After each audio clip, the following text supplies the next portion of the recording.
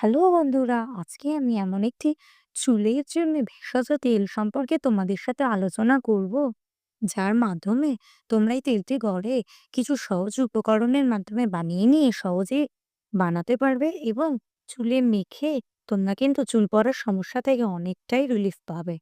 তাহলে জেনে নেওয়া যাক এই ভেষজ তেলটি বানাতে কি কি উপকরণ লাগছে। নারকেল তেল, মেথি দানা গুঁড়ো, আমলকি বাটা, কারি পাতা, জবা ফুলের কুঁড়ি এবং পাপড়ি ও পেঁয়াজের রস। এই কটি উপকরণ কিভাবে বানাতে হবে তেলটি, সেটা নিয়ে এবার আলোচনা করব। প্রথমে একটি লোহার কড়াইতে ১ কাপ নারকেল তেল দিয়ে হালকা আঁচে ফুটতে দিতে হবে।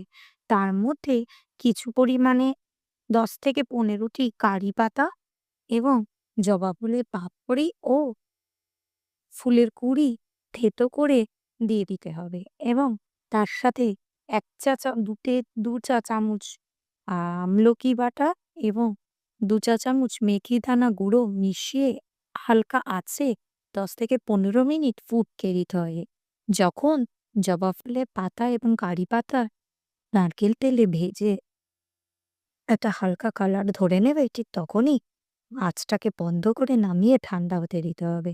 এবারে তেলটি ঠান্ডা হয়ে গেলে তার সাথে পেঁয়াজের রস মিশিয়ে মাখতে হবে।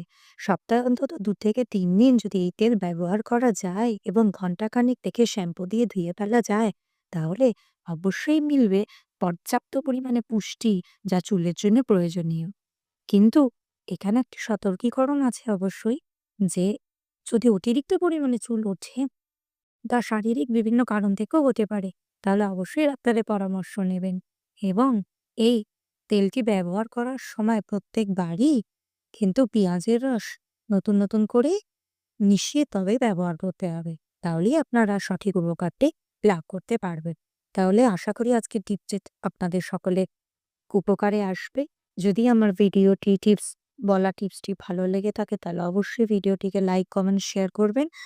আমার চ্যানেলটিকে সাবস্ক্রাইব করবেন। ধন্যবাদ।